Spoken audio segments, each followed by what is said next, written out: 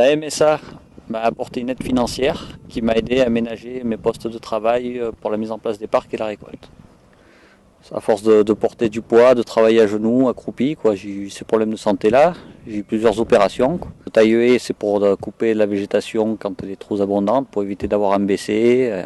Donc, sachant que dans ce type d'approche, chacun apporte son regard et ses compétences.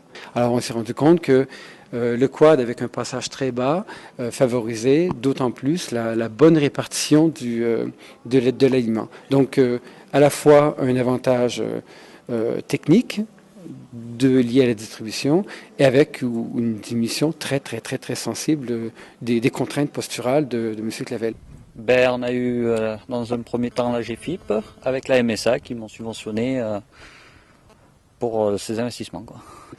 Ça me permet de me développer plus sur l'exploitation, de continuer mon élevage, que je n'aurais pas pu forcément continuer sans ces aménagements de travail.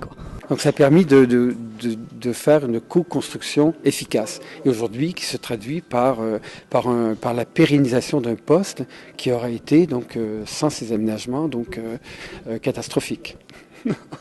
Voilà, j'ai informé M. Clavel sur les démarches qu'il avait à faire qui étaient complètement indispensables pour mettre en œuvre éventuellement les subventions nécessaires à son maintien en emploi. Nous pensons que le travail partenarial effectué a été positif. Une fois qu'on est confronté à cette situation,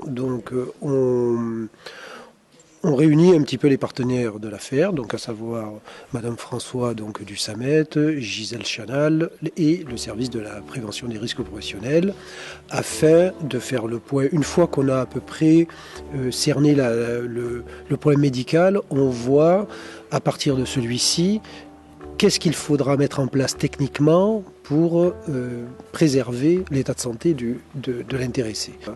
Ça répond à l'objectif, c'est-à-dire maintenir dans l'emploi et permettre la pérennité de l'emploi dans les meilleures conditions de santé sanitaire. Voilà. On est vraiment dans une exploitation, donc on est loin quand même de la ville, et de se reconvertir, ça aurait été tout à fait possible avec toutes les contraintes que M. Clavel avait. Ça nous paraissait bien sûr mieux qu'on puisse continuer l'élevage des escargots pour notre plus grand plaisir.